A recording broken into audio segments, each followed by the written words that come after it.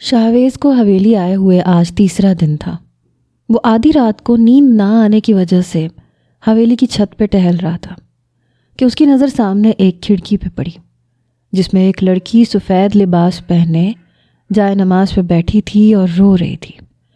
شاہویز کو حیرت ہوئی کیونکہ اس نے کبھی اس لڑکی کو حویلی میں نہیں دیکھا تھا۔ صبح پتہ کیا تو سب نے کہا کہ وہ کمرہ تو سالوں سے خالی ہے، لیکن شاہویز کو وہ لڑکی روز رات کو نظر آتی تھی۔ ایک رات شاہویز دل کے ہاتھوں مجبور ہو کر رسی کے ذریعے اس کی کھڑکی میں داخل ہوا تو اس لڑکی کی چیخ نکل گئی۔ شاہویز نے اس کے لبوں پہ اپنا ہاتھ رکھ دیا اور اس نے تہجد کی نماز ادا کی اور قرآن پاک کھول کر بیٹھ گئی۔ اس کی آنکھوں سے آنسو جاری تھے۔ ماں سے جدا ہوئے آج اسے پہلا دن تھا، اسی لیے اس کے دل میں بھی بہت درد تھا۔ اتنا بڑا بھونچال اس کی زندگی میں آ گیا تھا کہ اب وہ سنبھالے نہیں سنبھل پا رہی تھی۔ وہ اس 2 کمروں کے چھوٹے سے گھر میں اپنی ماں کے ساتھ رہتی تھی۔ یہ کرائے کا گھر تھا لیکن محلہ بہت اچھا تھا۔ محلے کے سبھی لوگ ان کی بہت عزت کرتے تھے۔ اس نے قرآن پاک کھولا، بہتے آنسوؤں کے ساتھ قرآن مجید پڑھنے لگی۔ اس نے سورہ ملک پڑھنا شروع کی۔ جب سے اس کی ماں کی وفات ہوئی تھی وہ سورہ ملک پڑھے جا رہی تھی اور اپنی ماں کو ایصال ثواب کیے جا رہی تھی۔ ماں سے دور ہونے کا دکھ اتنا بڑا تھا کہ اسے اور کچھ بھی سجھائی نہیں دے رہا تھا۔ اس کی زندگی اندھیروں میں ڈوبتی نظر آ رہی تھی۔ ابھی اسے ماں کی رسم کل بھی ادا کرنی تھی۔ یک کے بعد دیگرے اس نے 5 مرتبہ سورہ ملک پڑھ لی تھی۔ ابھی وہ اور بھی پڑھنے کا ارادہ رکھتی تھی لیکن کسی نے اس کے دروازے پہ دستک دی۔ اس نے سر اٹھا کے دیکھا، دروازہ کھلا تھا اور سامنے دروازے میں کھڑی سیدہ خالہ اسے دیکھ رہی تھیں۔ وہ دروازے پر اپنے ہاتھ سے ہلکی ہلکی دستک کر رہی تھیں۔ اندر آ جائے خالہ، اس نے مختصراً کہا اور قرآن پاک بند کرتے ہوئے سینے سے لگا لیا اور اپنی آنکھوں کو صاف کیا۔ سیدہ خالہ اس کے قریب آ گئیں۔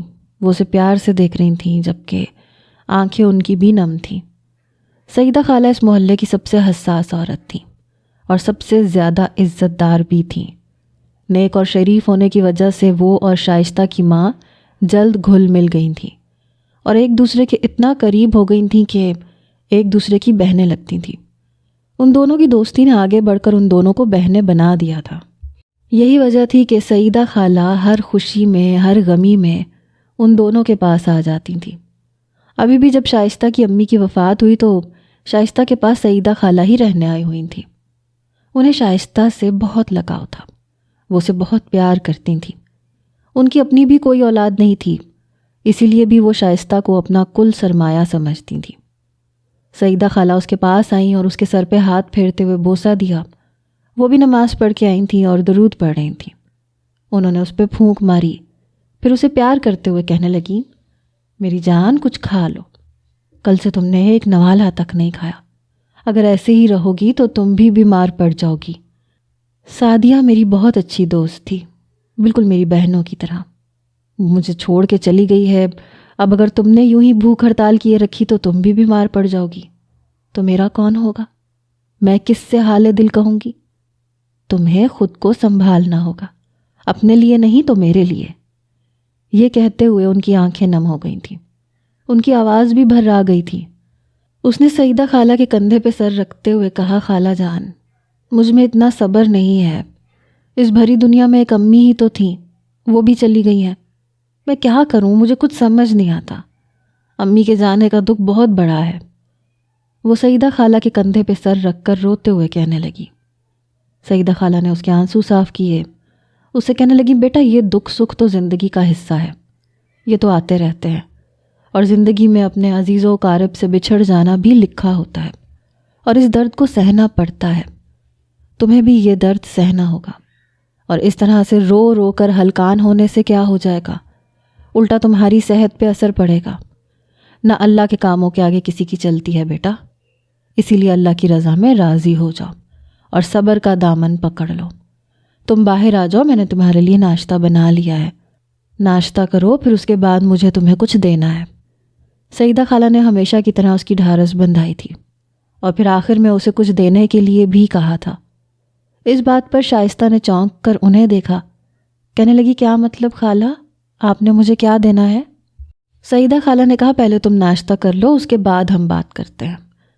یہ کہتے ہوئے سعیدہ خالہ اٹھ کے باہر چلی گئی۔ اس نے بھی اپنے آنسو صاف کیے، قرآن مجید کو ایک مرتبہ پھر محبت بھرا بوسہ دیا اور پھر اسے الماری میں رکھ دیا۔ خود کو فریش ظاہر کرتی باہر آ گئی۔ سعیدہ خالہ نے ایک ٹرے میں اس کے لیے ناشتہ رکھا اور ٹرے اس کی جانب بڑھائی۔ اس نے خاموشی سے ناشتہ کرنا شروع کر دیا۔ ہاں، یہ الگ بات تھی کہ معمول سے بہت کم کھایا تھا، لیکن پھر بھی ناشتہ اس نے کر ہی لیا تھا۔ جب وہ ناشتہ کر کے فارغ ہوئی تو سعیدہ خالہ نے ایک پرچی اس کی طرف بڑھائی۔ یہ کیا ہے خالہ جان؟ اس نے چونکتے ہوئے پرچی کی طرف دیکھا۔ خالہ جان سے سوال کیا۔ یہ تمہاری امی اپنی وفات سے کچھ دن پہلے مجھے لکھ کر دے گئی تھیں۔ کہا تھا کہ ابھی اس کا وقت نہیں آیا، جب اس کا وقت آئے گا تو شائستہ کو دے دینا، جب میں شائستہ سے بہت دور چلی جاؤں گی۔ مجھے بھی اس وقت اس کی باتیں سمجھ نہیں آئی تھیں، لیکن اب مجھے سمجھ آ گئی ہے، اور یہ تمہاری امانت ہے۔ میں نے اسے کھول کے بھی نہیں دیکھا، تم خود کھول کے دیکھ لو۔ معلوم نہیں اس نے اس میں کیا چیز لکھی ہے۔ سعیدہ خالہ یہ کہتے ہوئے پرچی اس کے ہاتھ پہ رکھ کے برتن اٹھا کے واپس چلی گئی اور برتن دھونے لگی، جبکہ شائستہ نے وہ پرچی پڑھنا شروع کر دی۔ پرچی کھول کر اس نے جیسے ہی پڑھنا شروع کی، ویسے ویسے اس کے چہرے کے تاثرات بدلنے لگے اور وہ ایک دم سے اٹھ کھڑی ہوئی۔ اس کے چہرے پہ حیرت اور بے یقینی کے ملے جلے تاثرات تھے۔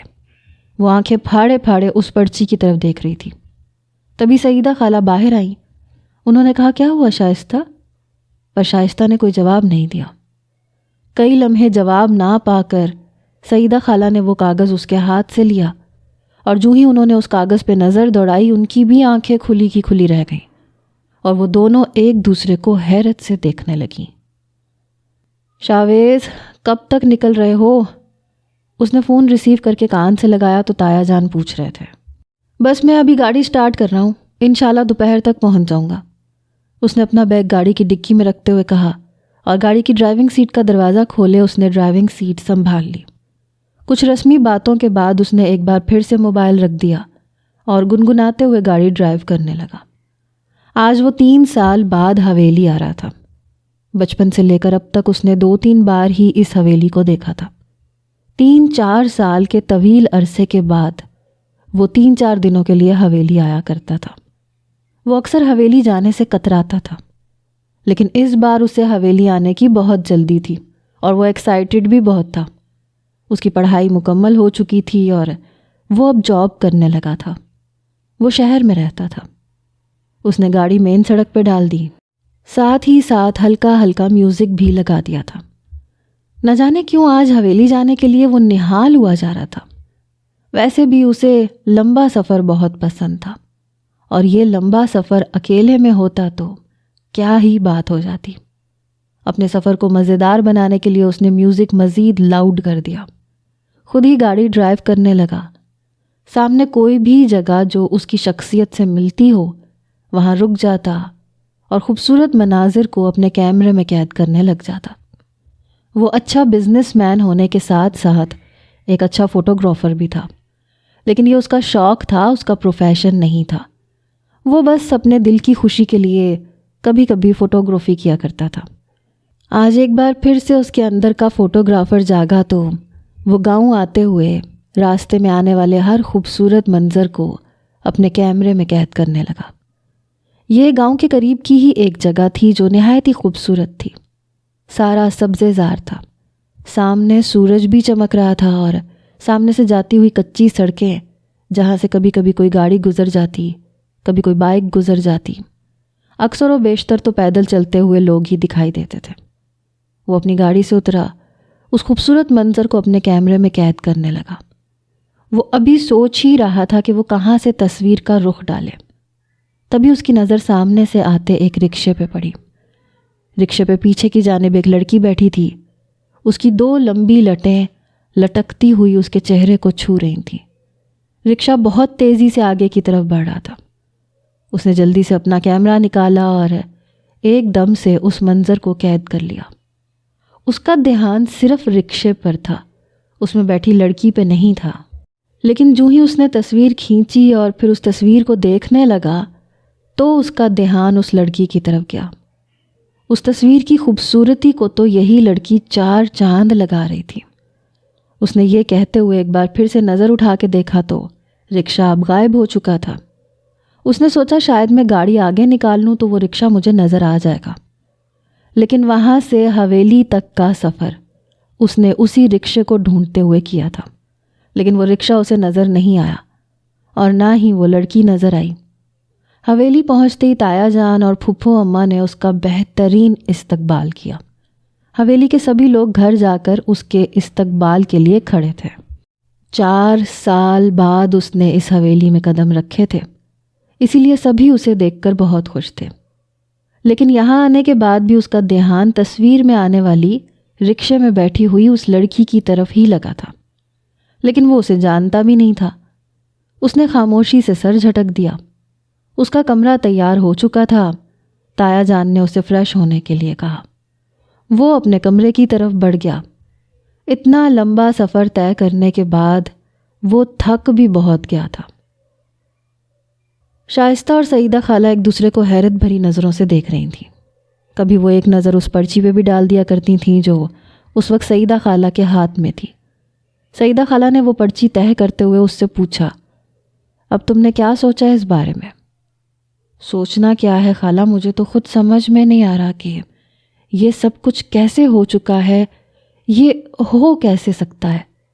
ایسا کون سا راز ہے جو امی چھپا رہی ہیں اور انہوں نے یوں پہیلیوں میں مجھے سمجھایا ہے؟ اب تو وہ اس دنیا میں بھی نہیں رہی، میں کیسے اس سب کو مینیج کروں گی؟ شائستہ نے تھکے تھکے لہجے میں کہا، جبکہ سعیدہ خالہ خاموشی سے کسی سوچ میں ڈوبی نظر آتی تھیں۔ پھر انہوں نے ویسے ہی سوچ میں ڈوبے ڈوبے اس سے کہا، ایک رستہ ہے میرے پاس، اگر تم اس بات پہ عمل کرو تو شاید تم یہ پہیلی سلجھانے میں کامیاب ہو جاؤ۔ کیا مطلب، کون سا راستہ؟ شائستہ نے چونکتے ہوئے کہا۔ تو سعیدہ خالہ اس کے ساتھ بیٹھ گئی، اس کا ہاتھ اپنے ہاتھوں میں لیے کہنے لگیں، دیکھو شائستہ، میں جانتی ہوں کہ یہ سب کچھ تمہارے لیے بالکل نیا ہے اور حیران کن بھی ہے، لیکن یہ سب تمہارے لیے، تمہارے مستقبل کے لیے بہت اچھا ہے۔ اگر تم اس راز کو سمجھنے میں کامیاب ہو جاؤ تو تمہارا مستقبل سنور سکتا ہے۔ وہ جو کچھ تمہاری ماں نہیں کر پائی وہ تم کر سکتی ہو۔ کیا مطلب؟ میں کچھ سمجھی نہیں۔ شائستہ نا سمجھی کی حالت میں سعیدہ خالہ کو دیکھ رہی تھی۔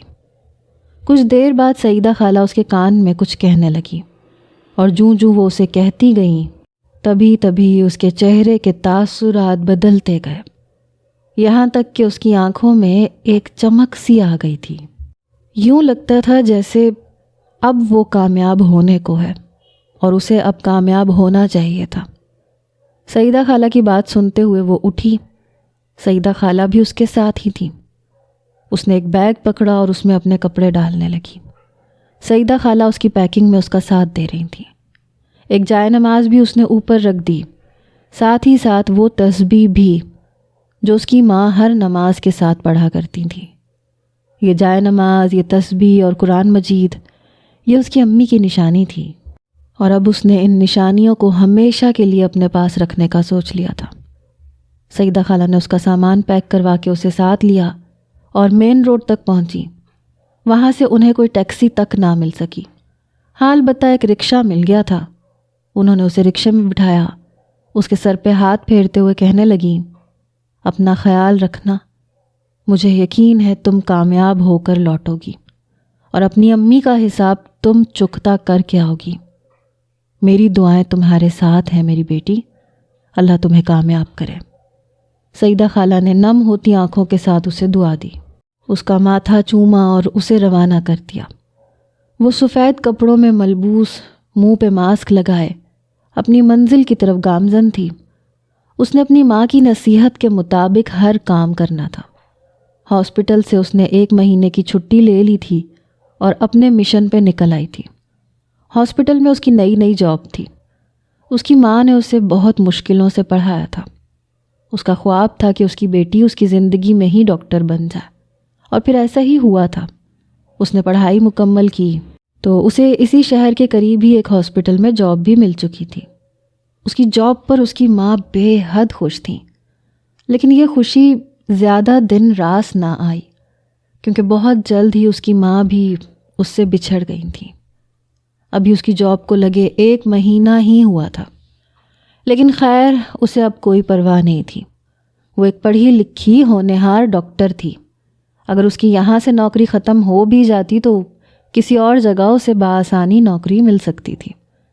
اسی لیے اس کے لیے سب سے اہم وہ کام کرنا تھا جو اس کی ماں اس کے ذمہ لگا گئی تھی، اور وہ اپنے سفر پر گامزن تھی۔ حویلی کے سبھی افراد اس سے بہت اپنائیت دکھا رہے تھے، اور وہ بھی اس بار یہاں آ کے بہت خوش تھا۔ یہاں آئے اسے 2 دن ہو چکے تھے، آج تیسرا دن تھا۔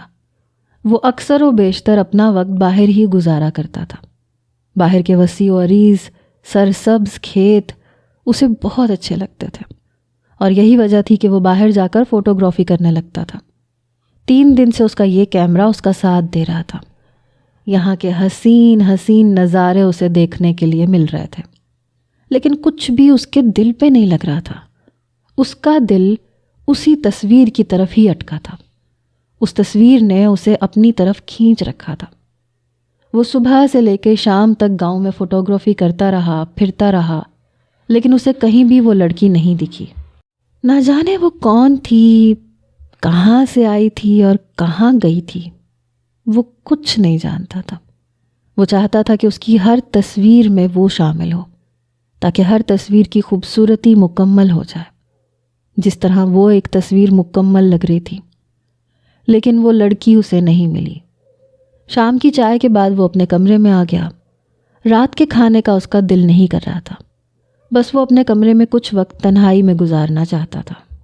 وہ اپنے کمرے میں گیا، اپنے اس کیمرے سے وہ تصویر نکالی، اسے دیکھنے لگا۔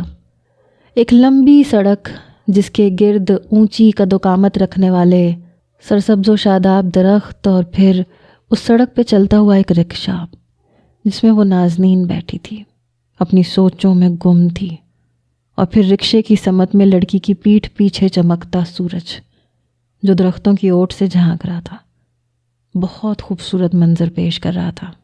وہ نہ جانے کب سے اپنے سامنے وہ تصویر رکھے بیٹھا اسے دیکھ رہا تھا، جب اس کے دروازے پہ دستک ہوئی۔ اس نے ایک نظر دروازے کی طرف دیکھا اور اس تصویر کو چھپا دیا۔ اپنا کیمرہ نیچے کرتے ہوئے اس نے اٹھ کے دروازہ کھولا۔ دروازے پہ تایا جان اس کے منتظر تھے۔ وہ اسے کھانے کے لیے بلانے آئے تھے۔ کہنے لگے، کیسے ہو برخوردار؟ میں نے سنا ہے تم کھانے کے لیے نیچے نہیں آ رہے، آ جاؤ، تھوڑا سا ہی صحیح پر کھا لو۔ ان کی بات پر مسکراتے ہوئے وہ ان کے سامنے سے ہٹا، انہیں اندر آنے کا راستہ دیا۔ وہ بھی مسکراتے ہوئے اس کے کمرے میں ہی چلے آئے۔ وہ آ کر بیڈ پہ بیٹھ گئے اور وہ بھی ان کے ساتھ ہی آ کے اس پہ بیٹھ گیا۔ تایا جان، میرا بالکل بھی دل نہیں کر رہا۔ یقین جانے میں جب سے آیا ہوں مجھے آپ کھلائے چلے جا رہے ہیں، کہیں ایسا نہ ہو پھر سے کھا کھا کے میں موٹا ہو جاؤں، اس لیے بس ابھی میرا بالکل بھی دل نہیں کر رہا۔ جب میرا دل کرے گا میں آ کے فریج سے نکال کے خود کھا لوں گا، اس نے نرمی سے کہا۔ مسکراہٹ اس کے چہرے سے ایک پل کے لیے بھی دور نہیں ہوئی تھی۔ تایا جان اسے مسکرا کے دیکھ رہے تھے۔ بیٹے، اب ایسے بھوکا رہنا تو اچھی بات نہیں ہے نا۔ انہوں نے اسے سمجھانا چاہا تو وہ کہنے لگا، ارے نہیں تایا جان، میں نے ابھی ابھی چائے پی ہے اور ابھی میرا کھانے کا بالکل بھی موڈ نہیں ہے۔ اس نے انکار کیا تو تایا جان نے مسکرا کے اس سے کہا، اچھا ٹھیک ہے، جب دل کرے تب کھا لینا، بلکہ ایسے کرنا کہ آواز دے دینا، میں کسی نوکر سے کہہ کے تمہیں کھانا بھجوا دوں گا۔ ابھی کیا کر رہے تھے تم؟ بات کرتے کرتے انہوں نے اس سے پوچھ بھی لیا تو وہ کہنے لگا، کچھ نہیں، بس ایسے ہی موبائل چلا رہا تھا۔ اس نے اپنا موبائل ہاتھ میں لیتے ہوئے کہا۔ تایا جان نے مسکرا کے اس کی طرف دیکھا، کہنے لگے، اچھا چلو ٹھیک ہے، تم آرام کرو، میں بھی جا کے سوتا ہوں، رات ہونے لگی ہے، اور تم تو جانتے ہو نا کہ یہ گاؤں ہے، یہاں پہ جلدی سونا ہوتا ہے، یہاں کے لوگ جلدی سونے کے عادی ہوتے ہیں، اس لیے زیادہ جاگ نہیں سکتے۔ تم تو شہر سے آئے ہو، تم تو رات گئے تک جاگتے ہو نا۔ انہوں نے مسکراتے ہوئے اٹھتے ہوئے کہا، اور اس کے کندھے پہ ہاتھ رکھا۔ اس نے بھی مسکرا کے ان کی طرف دیکھا اور ان کا ہاتھ اپنے ہاتھ میں لے کے ایک نرم سا بوسہ دیا۔ وہ مسکراتے ہوئے اس کے سر پہ شفقت سے ہاتھ پھیرتے ہوئے باہر نکل گئے۔ ایک بار پھر سے اسے اسی تصویر کا خیال آیا تھا، لیکن اب کی بار اس نے تصویر کو دیکھنے سے گریز کیا تھا، کیونکہ جیسے جیسے وہ تصویر کو دیکھتا جا رہا تھا ویسے ویسے اس کے جذبات بڑھتے جا رہے تھے، اور وہ اس حق میں بالکل بھی نہیں تھا کہ کوئی انجان لڑکی اس کے دل کے اتنے قریب ہو جائے کہ وہ نہ تو اسے ڈھونڈ سکے اور نہ ہی اس کی یاد سے پیچھا چھڑوا سکے۔ اس نے اپنا موبائل اٹھایا، اسکرولنگ کرنے لگا۔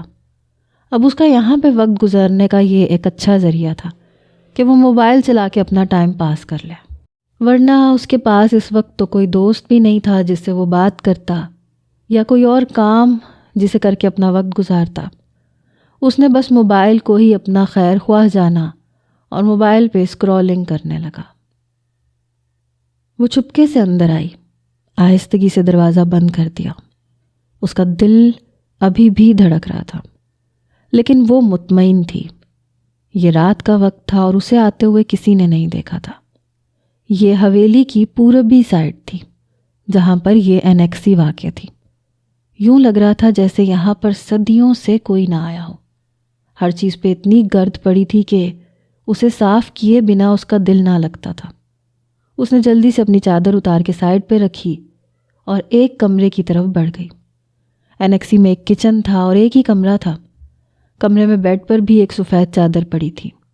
ایک ڈریسنگ ٹیبل تھا، اس پہ بھی سفید کپڑا ڈلا ہوا تھا۔ ہر جگہ جالے دکھائی دے رہے تھے۔ ڈسٹ اتنی تھی کہ اسے اس کا دل صفائی کرنے کے لیے مجبور کر رہا تھا۔ اس نے اپنا دوپٹہ اپنی کمر پہ کس کے باندھا اور بیڈ پہ سے سفید چادر کو ہٹا دیا۔ اس سفید چادر کو ایک لاٹھی پہ باندھ کے اس نے چھت اور دیواروں سے لٹکتے ہوئے سارے جالوں کو صاف کر دیا۔ پھر وہ ڈریسنگ ٹیبل کی طرف آئی۔ ڈریسنگ ٹیبل بھی دھول سے اٹی ہوئی تھی، حالانکہ اس کے اوپر ایک بڑا سا کپڑا بچھا تھا۔ اس نے ایک جھٹکے سے وہ کپڑا اتارا، پھر اس نے وہ تمام ڈسٹ صاف کر دی۔ فرش پہ بھی بہت ڈسٹ پڑی تھی۔ صفائی کرتے کرتے اسے 2-3 گھنٹے گزر گئے۔ وہ بہت تھک چکی تھی۔ اس نے بیڈ کو صاف کیا، اپنا بیگ کھولا، بیگ میں سے ایک بیڈ شیٹ نکال کے بیڈ پہ ڈال دی، تکیے سیٹ کیے اور سو گئی۔ کچھ دیر بعد اس کی آنکھ کھلی۔ ابھی اذانوں سے کچھ وقت رہتا تھا۔ اس نے وضو کیا، نماز پڑھنے کے لیے کھڑی ہو گئی۔ اس نے سفید لباس پہن رکھا تھا۔ یہ حیرت کی بات تھی کہ اس انیکسی کی بجلی ابھی بھی ٹھیک تھی، ساری وائرنگ بالکل صحیح سلامت تھی۔ اس لیے اس نے بلب کا بٹن آن کر دیا اور ساری انیکسی میں سفید روشنی پھیل گئی۔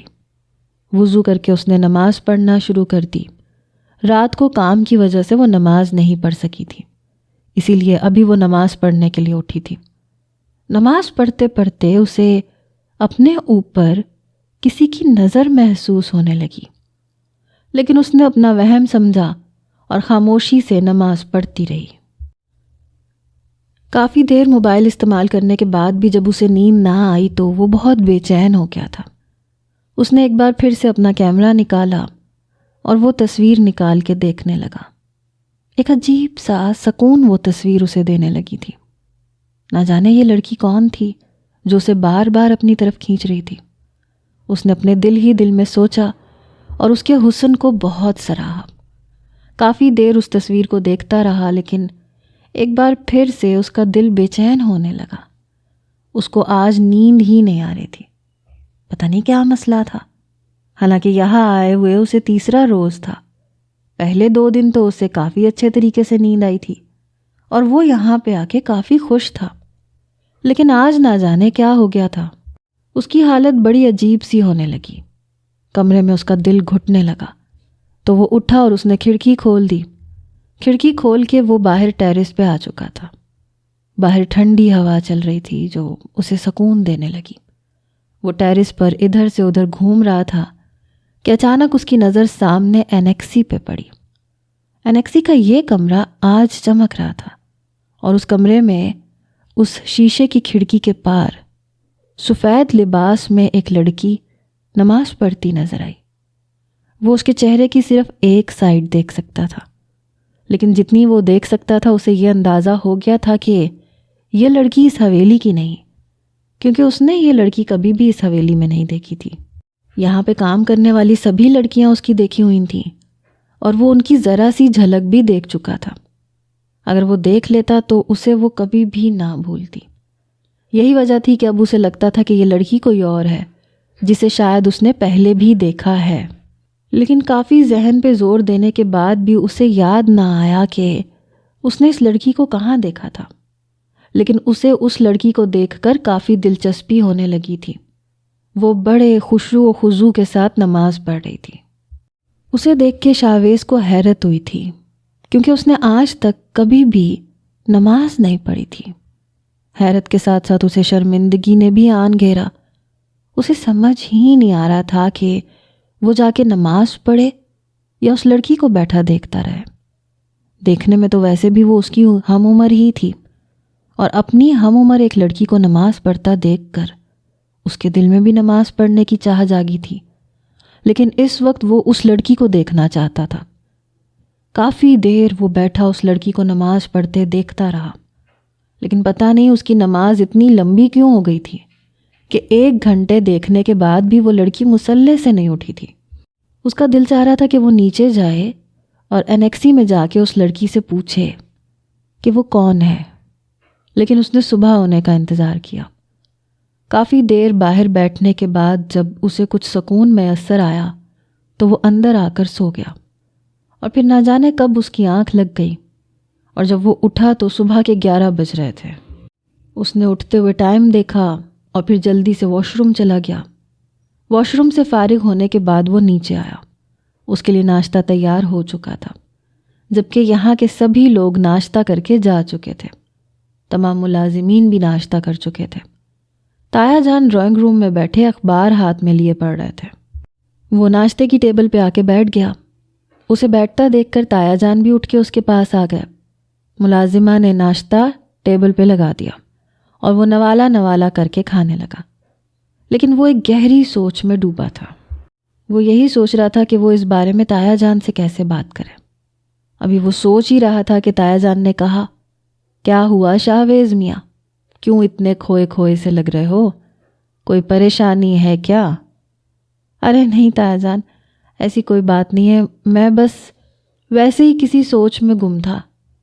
اس نے اپنی گردن کو کھجاتے ہوئے کہا اور ایک نوالا ایک بار اپنے منہ میں ڈال لیا۔ کیوں برخوردار، کس سوچ میں تھے آپ؟ تایا جان نے مسکراتے ہوئے کہا تو وہ کہنے لگا، تایا جان یہ سامنے ایک کمرہ ہے حویلی کی پوربی سائڈ پر، اس میں کون رہتا ہے؟ اس نے جھجکتے ہوئے پوچھا تو تایا جان کہنے لگے، غالباً تم انیکسی کی بات کر رہے ہو۔ ارے وہ تو 20 سالوں سے خالی ہے۔ کیوں، تم کیوں پوچھ رہے ہو؟ انہوں نے اسے بتاتے ہوئے کہا تو اسے حیرت کا شدید جھٹکا لگا۔ کیا 20 سال سے خالی ہے اور اب اس میں کوئی نہیں رہتا کیا؟ اس نے جھنجھلا کے پوچھا تو تایا جان کہنے لگے، ارے نہیں، اس میں کوئی بھی نہیں رہتا، وہ تو 20 سال سے بند پڑی ہے، وہاں کوئی بھی نہیں گیا، سارے ملازمین کے اپنے اپنے کوارٹرز ہیں، وہ اپنے کوارٹروں میں رہتے ہیں، اور یہ انیکسی کافی سالوں سے خالی ہے۔ تایا جان نے مسکراتے ہوئے کہا، لیکن اب شاہویز کا دل مکمل طور پہ ہر چیز سے اچاٹ ہو چکا تھا۔ یہ کیسے ہو سکتا تھا کہ اس انیکسی میں 20 سال سے کوئی نہ ہو، جبکہ اسے وہ انیکسی بالکل صاف ستھری اور آباد لگ رہی تھی۔ اس نے تو خود اپنی آنکھوں سے وہاں پہ ایک لڑکی کو نماز پڑھتے ہوئے دیکھا تھا، پھر یہ کیسے ہو سکتا تھا؟ لیکن اس نے اس بات کا ذکر کسی سے نہ کیا اور خاموشی سے ناشتہ کرتے ہوئے اٹھ گیا۔ شائستہ، پہنچ گئی ہو نا؟ کیسی ہو تم؟ تمہاری طبیعت تو ٹھیک ہے نا؟ سعیدہ خالہ کال پہ اس سے بات کر رہی تھیں اور اس کی طبیعت کے بارے میں کافی پریشان لگ رہی تھیں۔ تو وہ کہنے لگی، جی خالہ، میں بالکل ٹھیک ہوں اور میں بالکل سیف طریقے سے یہاں پہنچ گئی ہوں، کسی کو پتہ ہی نہیں چلا کہ میں یہاں پہ آ گئی۔ اس نے یہ کہہ کے اپنے کمرے کی تمام کھڑکیاں بند کر دیں، بالکل ویسے ہی جیسے پہلے بند تھی۔ یہ تو اسے یقین تھا کہ انیکسی کی طرف کوئی نہیں آئے گا۔ خالہ جان، بس آپ دعا کریں کہ میں یہ کام کرنے میں کامیاب ہو جاؤں۔ بیٹا، میری دعائیں تمہارے ساتھ ہیں، لیکن تم مجھے یہ بتاؤ کہ تم پہنچی کیسے تھیں؟ وہ اسے دعا دیتے ہوئے کہنے لگی۔ وہ اس کے بارے میں کافی فکر مند تھی۔ اس پرچی میں کیا لکھا تھا کہ حویلی کا ایک پچھلا دروازہ بھی ہے جو خفیہ طور پہ کھلتا ہے۔ اس کے بارے میں کسی کو بھی علم نہیں تھا سوائے امی کے، اور انیکسی کا بھی ایک خفیہ دروازہ تھا، اس کا بھی کسی کو پتہ نہیں تھا، لیکن امی کو پتہ تھا۔ امی نے اس پرچی میں یہی سب لکھا تھا۔ ہاں، حویلی ڈھونڈنے میں کافی وقت لگا، لیکن حویلی میں نے ڈھونڈ لی۔ اب مجھے یہ سمجھ نہیں آ رہی کہ میں کیا کروں، کس طریقے سے میں حویلی کے اندر داخل ہو جاؤں۔ ابھی تو میں انیکسی میں ہوں اور ہو سکتا ہے کوئی رات کو مجھے یہاں پہ دیکھ لے اور میں پکڑی جاؤں، لیکن میں چاہتی ہوں کہ اس سے پہلے ہی میں کسی طریقے سے اس حویلی میں اپنی جگہ بنا لوں۔ میں نے ارادہ کیا ہے کہ میں کل یا پرسوں اس خفیہ دروازے سے نکل کر حویلی کے مین دروازے پہ جاؤں گی اور اس گھر کے لوگوں کو کہوں گی کہ میں ایک بے سہارا عورت ہوں، مجھے اپنے ہاں کام دے دیں، پھر شاید ہو سکتا ہے کہ میں اپنے کام میں کامیاب ہو جاؤں۔ اس نے کہا تو سعیدہ خالہ نے اسے ہمت دی۔ ڈھیر ساری دعائیں دیتے ہوئے انہوں نے کال بند کر دی اور وہ بیڈ پہ لیٹ کر سو گئی۔ وہ چھت کو گھورے جا رہی تھی۔ انیکسی ابھی بھی صاف نہیں تھی، ابھی بھی کافی میلی تھی، لیکن اسے بس 2 دن اس چیز کو برداشت کرنا تھا۔ ایک رات اور ہو چکی تھی۔ یہ رات کا 3 پہر چل رہا تھا۔ آج بھی اسے ویسے ہی نیند نہیں آ رہی تھی اور اس کا دماغ بس اسی جگہ پہ اٹکا تھا کہ آخر ایسے کیسے ہو سکتا ہے کہ اس انیکسی کو 20 سال سے کوئی نہ آیا ہو، لیکن آج اچانک سے اسے ایک لڑکی نظر آ گئی۔ یہ کیسے ہو سکتا ہے؟ اس نے کئی بار ٹیرس پہ آ کے نیچے جھانکا، انیکسی میں کوئی روشنی نہ تھی۔ وہ بہت پریشان تھا۔ کافی دیر سوچنے اور ٹہلنے کے بعد بھی وہ کسی نتیجے پر نہ پہنچ سکا، لیکن جلد ہی اس سے پہلے کہ وہ سو جاتا اسے کوئی چیز نظر آئی۔ اس نے ایک بار پھر کھڑکی کھولی اور سامنے دیکھا۔ سامنے شیشے کی کھڑکی سے دیکھا تو سفید روشنی کمرے کو منور کیے ہوئے تھی، اور کل والی جگہ پر ایک بار پھر سے کوئی لڑکی نماز پڑھ رہی تھی۔ اس نے اپنے دل میں سوچا، یہ کون ہے؟ کوئی جن، بھوت یا پھر کوئی انسان جو کسی اور کو نظر نہیں آتی لیکن مجھے آتی ہے۔ سب کہتے ہیں کہ یہ 20 سال سے بند پڑی ہے، لیکن مجھے تو اس میں کل سے ایک لڑکی دکھائی دے رہی ہے۔ یہ لڑکی حویلی میں کیوں نہیں ہوتی؟ کیا وہ انیکسی میں خفیہ طور پہ رہتی ہے؟ وہ خود کلامی کرتے ہوئے اس لڑکی کو دیکھ رہا تھا۔ اس لڑکی نے سلام پھیرا، دعا مانگنے لگی، پھر وہ اٹھی اور اس نے لائٹ بند کر دی۔ ایک دم سے ساری انیکسی میں اندھیرا چھا گیا، اور اس کے ساتھ ساتھ شاویز بھی خاموشی سے اپنے کمرے میں آ گیا اور بیڈ پہ دراز ہوتے ہی نیند کی آغوش میں چلا گیا۔ وہ اپنے بیڈ پہ بیٹھی یہی سوچے جا رہی تھی کہ آخر وہ حویلی میں داخل کیسے ہو، اور اگر وہ داخلی دروازے سے حویلی میں داخل ہو بھی جائے تو وہ ایسا کیا کہے کہ حویلی کے لوگ اسے حویلی میں رکھنے پہ مجبور ہو جائیں۔ اسے سمجھ نہیں آ رہی تھی۔ تبھی وہ اٹھی اور کمرے سے باہر نکل گئی۔ اس نے کچن کو دیکھا، پھر کچن کی صفائی کرنے لگی۔ کچن میں گیس بھی نہیں آ رہا تھا، لیکن اسے ٹینشن نہیں تھی۔ وہ 2-3 دن تک کے کھانے کا بندوبست کر کے آئی تھی۔ ویسے بھی وہ اتنا نہیں کھاتی تھی، لیکن پھر بھی سعیدہ خالہ نے اس کے بیگ میں کافی چیزیں ڈال دی تھیں جو وہ کھا کر اپنا پیٹ بھر سکتی تھی۔ ان میں بریڈ اور ٹوسٹ بھی شامل تھے۔ کچن کی صفائی کرنے کے بعد وہ ایک بار پھر سے کمرے میں آ گئی۔ کمرے میں ایک الماری بھی تھی۔ اس نے الماری کھولی اور الماری کی صفائی کرنے لگی۔ الماری میں کچھ کپڑے پڑے تھے۔ اسے حیرت ہوئی، نہ جانے یہ کتنے سالوں سے بند پڑی تھی، اور یہاں پہ کپڑے ویسے کے ویسے ہی پڑے تھے۔ اس نے کپڑوں کو باہر نکالنا شروع کیا۔ ایک کے بعد ایک وہ کپڑے نکالتے جا رہی تھی۔ یہ مختلف رنگوں کے سادہ سادہ سے کپڑے تھے، بالکل ویسے ہی جیسے وہ خود پہنا کرتی تھی، اور بالکل ویسے جیسے اس کی امی پہنا کرتی تھیں۔ اسے سمجھ آنے لگا کہ یہ اس کی امی کے ہی کپڑے ہوں گے۔ وہ ایک ایک کر کے کپڑے باہر نکال رہی تھی کہ تبھی اس کی انگلیوں نے کسی چیز کو چھوا۔ اس نے دیکھا تو وہ ایک ڈائری تھی۔ اس نے وہ ڈائری باہر نکال لی، اس کی ورق گردانی کرنے لگی۔ کپڑے سارے فرش پہ بکھرے پڑے تھے، لیکن اسے پرواہ نہیں تھی۔ وہ ڈائری پڑھنا شروع ہو گئی۔ آج بھائی جان نے مجھے حویلی کے اس کمرے سے نکال دیا جو میری ملکیت تھا، مجھے اس انیکسی میں بھیج دیا۔ یہ میرے ساتھ کیا سلوک ہو رہا ہے؟ میرا دل درد سے پھٹا جا رہا ہے۔ اپنا بھائی ہی میرا نہیں رہا، چھوٹے بھائی کو تو ویسے ہی بیماری لے اڑی، اس کی اولاد کو اس بھائی نے باہر بھیج دیا، کسی کی بھی نہیں سن رہے۔ جو میرے غم خوار تھے وہ مجھے چھوڑ کے چلے گئے۔ میں اس معصوم بچی کے ساتھ کہاں جاؤں؟ اس کی آنکھوں میں آنسو آ گئے۔ یہ اس کی ماں کے لکھے الفاظ تھے۔ کس طریقے سے اسے حویلی سے نکال کر اس انیکسی میں شفٹ کیا گیا تھا۔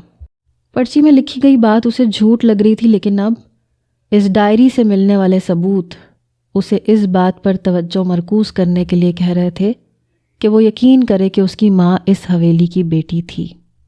اس نے ایک اور ورق پلٹا۔ یہ سب کچھ بھابھی جان کی شہ پہ ہو رہا ہے۔ میں جانتی ہوں کہ میرا بھائی ایسا نہیں ہے، لیکن بھابھی جان انہیں اس بات پہ مجبور کر رہی ہیں کہ وہ میرے ساتھ ایسا کریں۔ دن بھر سارے گھر کا کام اتنی مشقت سے کرتی ہوں، رات کے وقت بنا کھانے کے مجھے یہاں بھیج دیا جاتا ہے، لیکن میں یہ سب کچھ برداشت کرنے کو تیار تھی۔ میں یہ سب کچھ برداشت کر بھی لیتی، لیکن آج تو حد ہی ہو گئی۔ بھائی نے مجھ سے کہا کہ میں جلد سے جلد اپنا کوئی انتظام کر لوں اور یہاں سے چلی جاؤں۔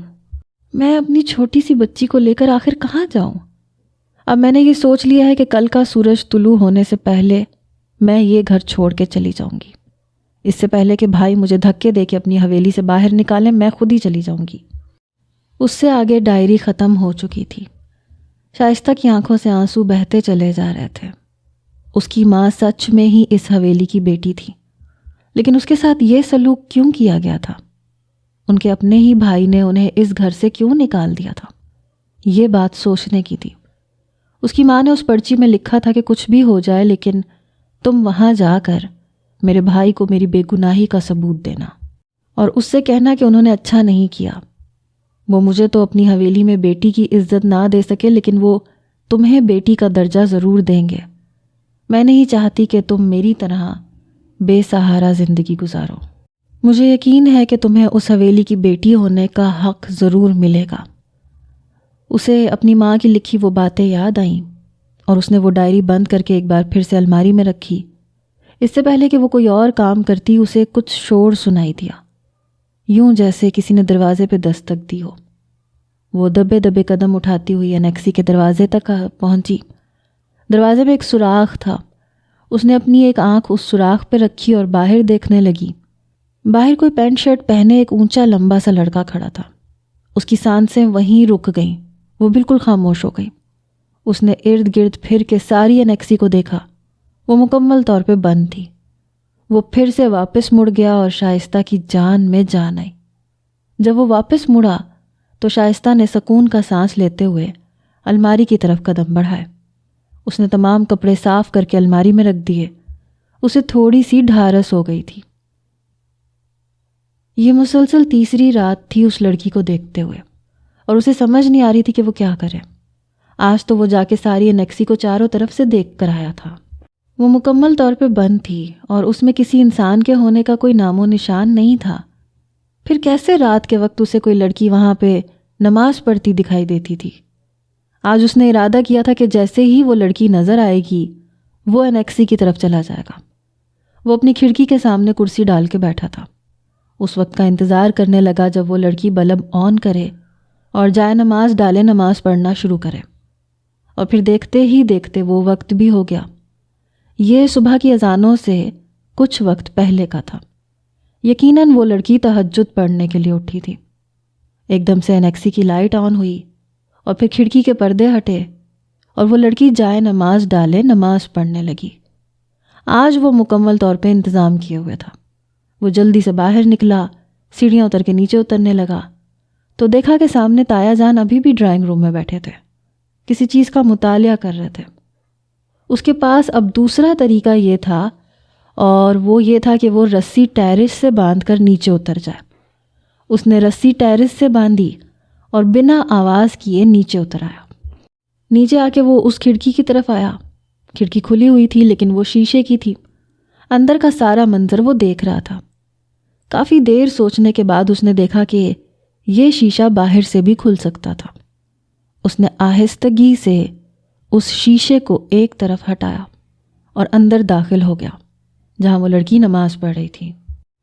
شائستہ کو اپنے پیچھے سے کسی کی آواز سنائی دی۔ اس نے سلام پھیرا اور جو ہی پیچھے ہٹی اور اپنے پیچھے شاہویز کو دیکھا، ایک دم سے چیخ پڑی، لیکن شاہویز نے آگے بڑھ کے اس کے منہ پہ ہاتھ رکھا، اسے خاموش رہنے کا اشارہ کیا۔ اس کے دل کی دھڑکنیں بے ترتیب ہونے لگیں، اس کی آنکھوں سے آنسو جاری ہو گئے۔ نہ جانے اس کا بنا بنایا کھیل کیسے بگڑ گیا تھا۔ اسے تو لگا تھا کہ اس کے یہاں آنے کی کسی کو بھنک بھی نہیں پڑی ہوگی، لیکن یہ کیا، یہاں تو اس کے سامنے اسی حویلی کا ایک فرد کھڑا تھا، اور یہ کوئی اور نہیں بلکہ وہی مرد تھا جو صبح انیکسی کے ارد گرد پھر رہا تھا۔ اس نے کیسے ہر کسی سے چھپ کے یہاں راہداری سے اپنے رہنے کی جگہ بنائی تھی، اور اس شخص نے آ کے سب کچھ ملیا میٹ کر دیا تھا۔ اسے ایک دم سے اس پہ غصہ بھی آیا، لیکن وہ اس وقت بہت ڈر بھی رہی تھی کہ نہ جانے اب اس شخص کا رد عمل کیا ہوگا۔ لیکن وہ اس کے منہ پہ ہاتھ رکھے بالکل سن ہو چکا تھا۔ اس نے اس کے چہرے پہ ہاتھ رکھے رکھے اس کی آنکھوں کی طرف دیکھا۔ یہ وہی لڑکی تھی جو تصویر میں موجود تھی۔ کون ہو تم؟ اس نے اس کے چہرے پہ ہاتھ رکھے کہا۔ وہ خاموش تھی۔ اس نے ایک بار پھر پوچھا، میں نے پوچھا تم کون ہو اور یہاں کیا کر رہی ہو؟ میں نے سنا ہے یہ انیکسی 20 سال سے خالی ہے، پھر تم یہاں کیا کر رہی ہو اور تم کون ہو؟ ایک بار پھر سے شاہویز نے پوچھا تو اس نے ہاتھ کی طرف اشارہ کیا جو اس کے منہ پہ رکھا ہوا تھا۔ اس نے جلدی سے اپنا ہاتھ نیچے کیا اور پھر اس نے جلدی سے جا کے بٹن آف کر دیا، کھڑکی کے سامنے پردہ بھی ڈال دیا۔ وہ اس کی تمام کارروائی کھڑا دیکھ رہا تھا۔ اب تم مجھے بتاؤ گی کہ تم کون ہو اور یہاں کیا کر رہی ہو؟ وہ کہنے لگی، آپ مجھ سے وعدہ کریں کہ اگر میں آپ کو ساری بات بتاؤں گی تو آپ مجھے یہاں سے نہیں نکالیں گے۔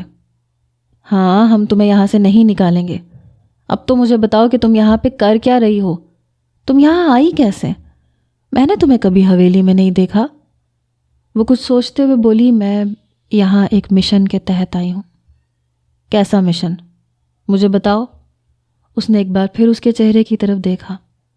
رات کے اندھیرے میں وہ دونوں اس اندھیری انیکسی میں ایک دوسرے کے بالکل ساتھ بیٹھے تھے، لیکن ایک دوسرے کے چہرے نہیں دیکھ سکتے تھے۔ شاید آپ ہمارے بارے میں جانتے ہوں گے، آپ اس حویلی کے رہنے والے ہیں۔ اس نے اپنی طرف سے ایک اور بات کی تھی۔ نہیں، میں حویلی میں نہیں رہتا، میں شہر میں رہتا ہوں، اور اب میں شہر سے کچھ دنوں کی چھٹی کے لیے آیا ہوا ہوں، اور یہاں میرے خیال سے میں نے تمہیں رکشے میں آتے ہوئے دیکھا تھا۔ میں نے فوٹوگرافی کے دوران ایک فوٹو بھی لیا تھا، اس میں تمہارا چہرہ واضح نظر نہیں آ رہا تھا، لیکن تم نے ماسک کیا ہوا تھا، غالباً تم سفید کپڑوں میں ملبوس تھی۔ تو یہ حویلی میں نہیں رہتا، اس نے دل ہی دل میں سوچا۔ پھر کہنے لگی، آپ نے مجھے کیسے پہچانا کہ میں وہی لڑکی ہوں؟ کہنے لگا، آپ کی آنکھوں سے میں پہچان گیا ہوں۔ خیر، آپ مجھے یہ بتائیں کہ آپ کا یہاں آنے کا مقصد کیا ہے، اور آپ یہاں میرے خیال سے چھپ چھپ کے رہ رہی ہیں۔ آج صبح میں آیا تھا، میں نے ساری انیکسی ارد گرد سے پھر کے دیکھی ہے، یہاں پہ کچھ بھی نہیں تھا، کسی انسان کے ہونے کا کوئی نام و نشان نہیں تھا، تو پھر تم یہاں پہ کیسے ہو؟ وہ کہنے لگی، اس میں بہت بڑا راز ہے، آپ مجھ سے وعدہ کریں کہ آپ یہ بات کسی کو نہیں بتائیں گے۔ ٹھیک ہے، میں وعدہ کرتا ہوں میں کسی کو نہیں بتاؤں گا۔ اب تو مجھے بتاؤ، میں تمہیں مسلسل 3 دن سے یہاں پہ نماز پڑھتے دیکھ رہا ہوں، تم کون ہو، کہاں سے آئی ہو، یہاں رہنے کا کیا مقصد ہے، اور یوں چھپ چھپ کے رہنے کا کیا مقصد ہے تمہارا؟ اس نے ایک بار پھر سے اپنے سوال دہرائے۔ میرا نام شائستہ ہے، میں اسی شہر کے بالکل وسط میں واقع ایک چھوٹے سے گھر میں رہتی ہوں۔ ہمارے گھر اور گلیاں بہت تنگ ہیں کیونکہ ہم شہر میں رہتے ہیں۔ میں نے جب سے ہوش سنبھالا، میں نے اپنی امی کو اپنے آس پاس پایا۔ میری امی کا نام سعدیہ ہے۔ ہم کرائے کے گھر میں رہتے تھے۔ میری امی لوگوں کے گھروں میں جا کے کام کرتی تھیں، اسکول میں بھی پڑھاتی تھیں اور سلائی کڑھائی کا بھی کام کرتی تھیں۔ انہوں نے بہت مشکل سے مجھے پڑھایا لکھایا اور میں ڈاکٹر بھی بن گئی۔ ان کا خواب تھا کہ میں ڈاکٹر بنوں۔ مجھے نہیں پتہ تھا کہ میں کون ہوں، کس کی بیٹی ہوں، میرا باپ کون ہے، بس میری ایک ماں ہی تھی۔ پچھلے کچھ دنوں میں میرے ساتھ ایسے واقعات ہو چکے ہیں کہ میں بتانے سے قاصر ہوں۔ میری امی نے اپنی زندگی، ساری زندگی اپنا پیٹ کاٹ کے مجھے کھلایا، میری پڑھائی پہ خرچ کیا، لیکن اس سب کے بیچ ان کی اپنی صحت گرتی چلی گئی۔ انہیں برین ٹیومر تھا اور پچھلے ہفتے ان کی وفات ہو گئی۔ ان کی وفات کے بعد ہمارے پڑوسی نے مجھے ایک پرچی دی جس پہ میری ماں نے میرے لیے کچھ لکھا تھا۔ انہوں نے لکھا تھا کہ اس شہر کے پاس ایک گاؤں واقع ہے جس کا نام ہارون آباد ہے۔ ہارون آباد کے سب سے بڑے زمیندار اور جاگیردار شیراز خان، وہ میرے ماموں ہیں، اور کسی غلط فہمی کے تحت انہوں نے امی کو گھر سے باہر نکال دیا تھا۔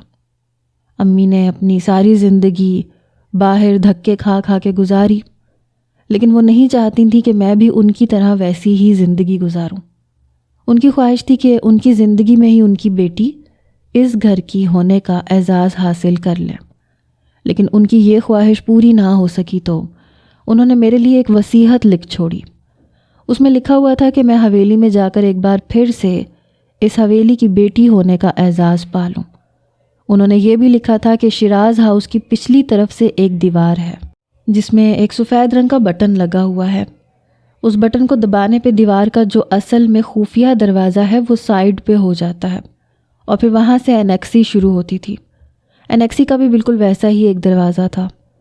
امی نے مجھے یہ سارے راز اس وصیت نامے میں لکھ کے میرے پاس بھیجے تھے۔ ان کی وصیت پہ عمل کرتے ہوئے میں اس حویلی تک بھی پہنچ گئی، لیکن آج 3 دن ہو گئے ہیں، مجھے سمجھ نہیں آ رہی کہ میں حویلی میں جا کے کیا کہوں گی۔ میں حویلی میں جا کے دوبارہ سے حویلی کی بیٹی ہونے کا اعزاز حاصل کرنا چاہتی ہوں۔ میرے ماموں شیراز خان کی بیوی صالحہ امی کے بہت خلاف تھیں، کیونکہ امی نے اپنی پسند سے شادی کی تھی۔ صالحہ ان کی کزن تھیں اور ان کی پسند کو بالائے طاق رکھتے ہوئے ان کی شادی شیراز خان سے کر دی گئی تھی، اور یہی وجہ تھی کہ وہ امی سے حسد کرتی تھیں۔ میں جب پیدا ہوئی تو میرے والد ایکسیڈنٹ میں چل بسے، پھر میری امی مجھے لیے شیراز ہاؤس میں آ گئی، لیکن یہاں پہ ان کی بیوی نے امی کو بالکل بھی نہ رہنے دیا۔ آج بھی میں نے امی کی ایک پرانی ڈائری پڑھی ہے۔ صالحہ آنٹی نے امی کو حویلی سے انیکسی اور پھر انیکسی سے بالکل حویلی سے باہر نکلوا دیا تھا۔ تب سے لے کر اب تک امی کا اور شیراز ماموں کا کوئی بھی رابطہ اور تعلق نہیں ہو سکا تھا۔ یہی وجہ تھی کہ آج تک میں نے اس حویلی کا منہ نہیں دیکھا تھا، لیکن اب امی کی وصیت کے مطابق مجھے یہاں آنا تھا۔ میں اب کب سے یہی سوچ رہی ہوں کہ میں کیسے حویلی کے اندر داخل ہوں اور کیسے اپنی ماں کو انصاف دلا سکوں۔ میرے یہاں آنے کا مقصد یہی ہے کہ میں یہاں پر ایک بیٹی کا درجہ حاصل کر سکوں اور اپنی ماں کی روح کے سکون کا ذریعہ بن سکوں، ان کی وصیت پوری کر سکوں۔ بس اسی لیے میں یہاں آئی ہوں اور یہی میرا مقصد ہے۔ میں یہ سوچ سوچ کے پاگل ہو چکی ہوں کہ میں حویلی کے اندر کیسے جاؤں، شیراز ماموں کو حقیقت کیسے بتاؤں، کہ کیسے اس 4 دیواری میں بیٹی کا درجہ حاصل کروں۔ یہ بتاتے ہوئے اس کی آواز لڑکھڑا گئی تھی۔ اس کی آواز سے اس کی آنکھوں میں موجود نمی کا اندازہ ہو رہا تھا، اور وہ خاموشی سے اس کے ساتھ تمام رداد سن رہا تھا۔ اس کی بھرائی ہوئی آواز اسے بہت تکلیف دے رہی تھی۔ 3 دن میں وہ اس کی تصویر کو دیکھ کر جو اس سے محبت کر بیٹھا تھا اسے وہ بیان نہیں کر سکتا تھا، اور پھر اس کے بعد اسے ڈھونڈنے کے اتنا بعد وہ خود بخود اس کے سامنے آ گئی تھی۔ یہ کسی نعمت سے کم نہیں تھا، اور وہ یوں ڈر رہی تھی کہ وہ اسے اس حویلی سے باہر کرے گا۔ وہ اسے اپنی تمام رداد بھی سنا چکی تھی، لیکن وہ نہیں جانتی تھی کہ سامنے بیٹھا شخص اس کے بارے میں کیا رائے رکھتا ہے اور وہ کیا سوچ رہا ہے۔ اس نے اپنی تمام رداد سنا کر خاموشی سے اپنے آنسو پونچھے۔ اس تاریکی میں وہ دونوں ایک دوسرے کے چہروں کو تو نہیں دیکھ سکتے تھے، لیکن ہاں، شاویز اس کے احساسات کو سمجھ رہا تھا اور وجہ بھی سمجھ رہا تھا کہ وہ اس وقت رو رہی ہے۔ اس نے کچھ کہنے کے لیے ابھی منہ کھولا ہی تھا کہ صبح کی اذان ہونے لگی۔ وہ خاموش ہو گیا۔ ارد گرد کی 4-5 مسجدوں کی آوازیں یک کے بعد دیگرے گونجی تھیں اور بالکل ٹھیک ٹھیک سنائی دے رہی تھیں۔ ایک پر نور سا ماحول لگنے لگا تھا۔ بہت سکون تھا اس وقت۔ اذان ہوتے ساتھ ہی شیراز ہاؤس کی پہلی بتی جل چکی تھی۔ آہستہ آہستہ شیراز ہاؤس کی ساری بتیاں جل اٹھی تھیں اور سارا شیراز ہاؤس اس تاریکی میں چمک اٹھا تھا۔ اس کا مطلب یہ تھا کہ شیراز صاحب اٹھ گئے تھے، جو کہ شائستہ کے ماموں اور شاویز کے چچا تھے۔ شاویز نے اٹھتے ہوئے اس کا ہاتھ پکڑا۔ وہ ایک دم سے چونکی۔ شاویز نے دیوار کو ٹٹولتے ہوئے بٹن تلاش کیا اور انیکسی روشن کر دی۔ شائستہ کی حالت اس وقت دیکھنے لائق تھی۔ اس کے چہرے کے گرد چادر ابھی بھی لپٹی ہوئی تھی اور وہ اپنی ماں کے کپڑوں میں ملبوس تھی۔ آپ مجھے کہاں لے کے جا رہے ہیں؟ وہ اس کے ہاتھ سے پکڑتا ہوا اسے کھڑکی کی جانب لے کر جا رہا تھا جہاں سے وہ خود آیا تھا۔ اسے اپنے آپ کو گھسیٹتے لے جاتے دیکھ کے وہ چیخی، تم حوصلہ رکھو، مجھ پہ یقین رکھو، میں تمہیں اس حویلی میں ابھی کے ابھی ایک بیٹی کا درجہ دلوانا چاہتا ہوں۔ میں نہیں چاہتا کہ تم یہاں چھپ چھپ کے بیٹھی رہو۔ جو کچھ تمہاری ماں کے ساتھ ہوا وہ تمہارے ساتھ نہ ہو، اس لیے خاموشی سے میرے ساتھ چلو۔ وہ شائستہ کو ہاتھ سے پکڑتے ہوئے انیکسی سے باہر لے آیا، پھر حویلی کے اندر چلا گیا۔ شیراز خان نماز پڑھ کے فارغ ہو چکے تھے، اپنے کمرے سے نکل کر شاہویز کے کمرے کی طرف جا رہے تھے کہ ان کی نظر داخلی دروازے پہ پڑی جہاں شاہویز باہر سے اندر آ رہا تھا۔ انہیں حیرت ہوئی، وہ ساری رات نہیں سوئے تھے، وہ یہیں ڈرائنگ روم میں ہی بیٹھے رہے تھے، پھر وہ باہر کیسے گیا؟ لیکن کچھ ہی لمحوں بعد ان کی نظر اس کے پیچھے آتی ایک لڑکی پہ پڑی جس کا ہاتھ شاہویز نے پکڑا ہوا تھا۔ سعدیہ خانم؟ شیراز خان نے شائستہ کو دیکھتے ہوئے زیر لب دہرایا تھا اور ان کے قدم وہیں زنجیر ہو گئے تھے۔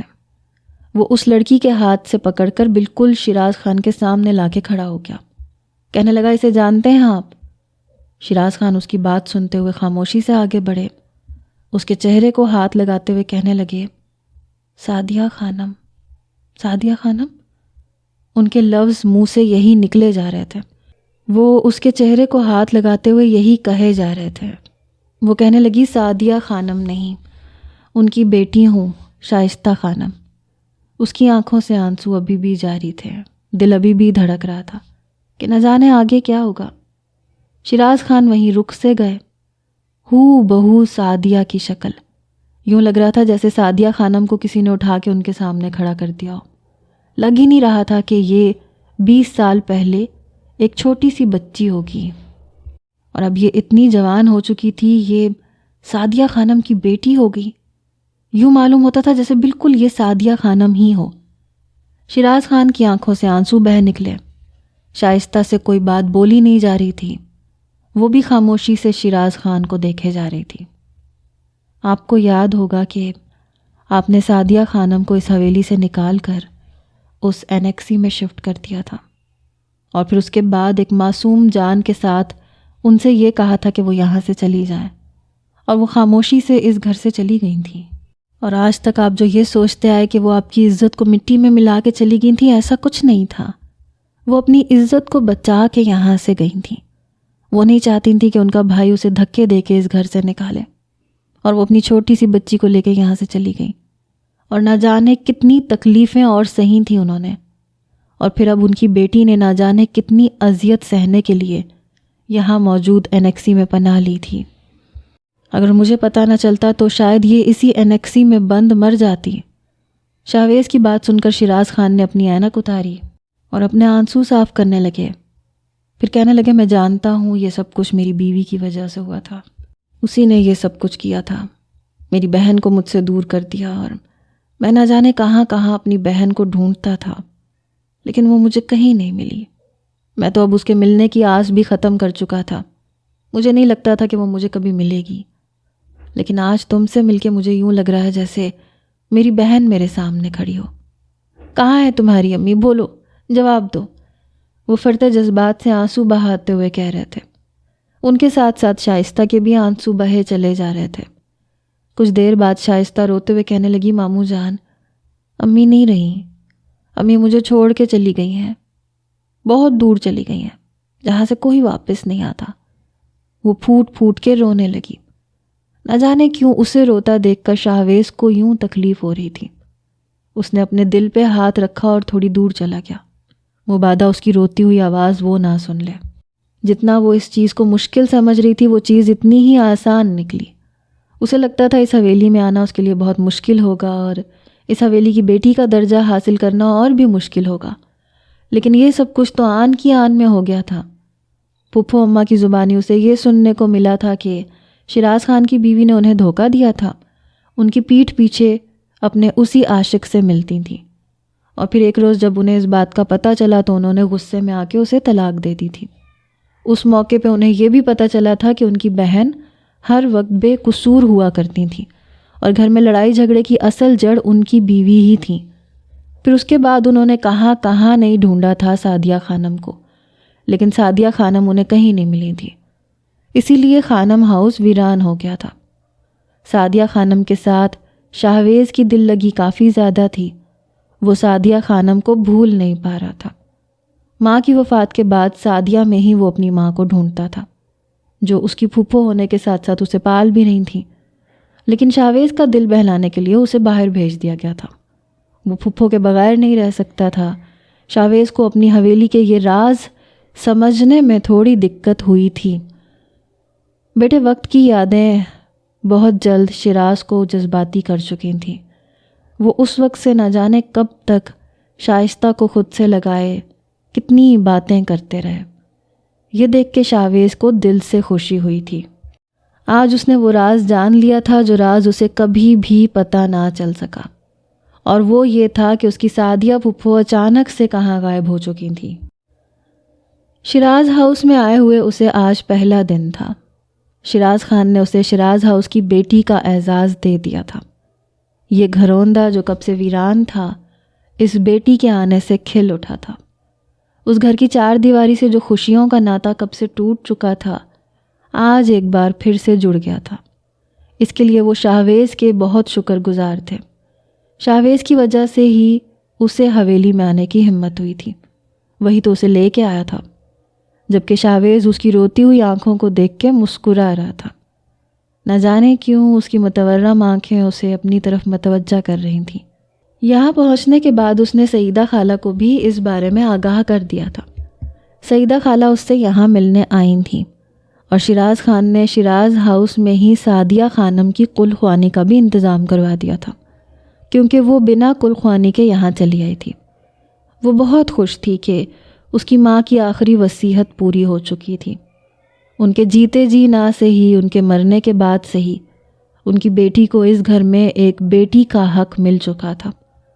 اس کے ساتھ ہی شاہویز نے اب واپس جانے سے انکار کر دیا تھا، کیونکہ اس کا دل اب یہیں لگ چکا تھا۔ شیراز خان بھی اس کے ارادوں کو بھانپ گئے تھے، اسی لیے انہوں نے اب ان دونوں کی شادی کی تاریخ طے کر دی تھی، اور اس فیصلے پہ وہ دونوں بہت خوش تھے۔ حویلی کی چار دیواری میں خوشیوں نے ایک بار پھر سے آن بسیرا کیا تھا۔ شاہویز اور شائستہ کی جوڑی نے اس حویلی کو مزید 4 چاند لگا دیے تھے۔ رونے کی وجہ سے اس کے گال اور اس کا ناک سرخ ہو چکے تھے، اس کی آنکھیں سوج چکی تھیں، لیکن وہ پھر بھی بہت پیاری لگ رہی تھی۔ اس کے چہرے پہ جھولتی 2 لٹیں اس کے چہرے کو مزید خوبصورت بنا رہی تھیں، اور اس خوبصورت منظر کو ایک بار پھر سے شاہویز نے اپنے کیمرے میں قید کر دیا تھا، کیونکہ یہ منظر دوبارہ نہیں ملنے والا تھا۔